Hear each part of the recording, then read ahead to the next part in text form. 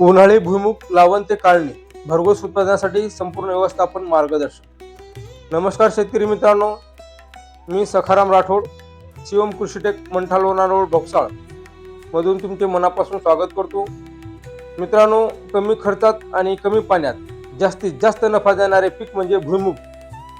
पण योग्य व्यवस्थापन नसेल तर उत्पादनात मोठी घट येते.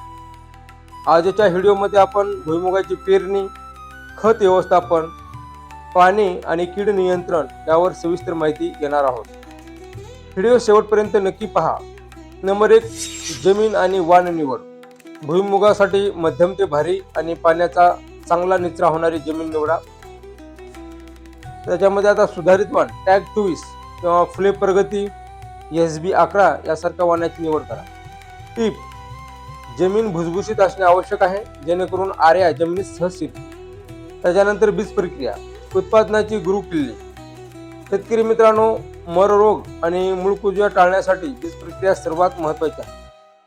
प्रति किलो बियाण्यास 3 ग्रॅम थायरम किंवा 2 ग्रॅम कार्बन डायझिम लावा.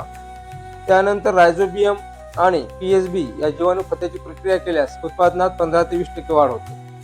नंतर अतिशय महत्त्वाचा मुद्दा म्हणजे खत आणि पाणी व्यवस्थापन. पेरणीच्या वेळी 20 किलो नत्र, 40 किलो स्फुरद आणि 20 किलो पालास प्रति एकरी द्या. जिप्समचे महत्त्व: भुईमुगाला पेरणीनंतर 21 दिवसांनी प्रति एकरी 100 किलो जिप्सम द्या किंवा तुम्ही सल्फर एकरी 10 किलो या हिशोबाने सुद्धा देऊ शकता.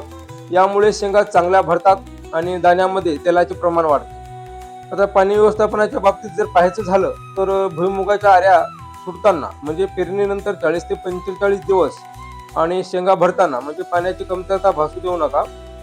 कीड आणि रोग नियंत्रण. भुईमुगावर प्रामुख्याने टिका म्हणजेच पानावरील ठिपके आणि तांबेरा हे रोग येतात. तसेच मावा, तुडतुडे आणि हुमणीचा प्रादुर्भाव होतो. यांच्या नियंत्रणासाठी योग्य वेळी बुरशीनाशक आणि कीटकनाशकाची फवारणी करणे आवश्यक आहे. औषधांच्या अधिक माहितीसाठी तुम्ही आपल्या शिवम कृषीटेक मंठा लोणार रोड भोकसाळ येथे भेट देऊ शकता. त्यानंतर कोळपणी आणि आंतरमशागत. याच्यामध्ये महत्त्वाची टीप जर पाहायची झाली तर एक गोष्ट लक्षात ठेवा: भुईमुगाला आर्या सुटू लागल्यानंतर साधारण 40 दिवसानंतर कोळपणी किंवा खुरपणी करू नका, अन्यथा आर्या तुटून उत्पादनाचे मोठे नुकसान होऊ शकते.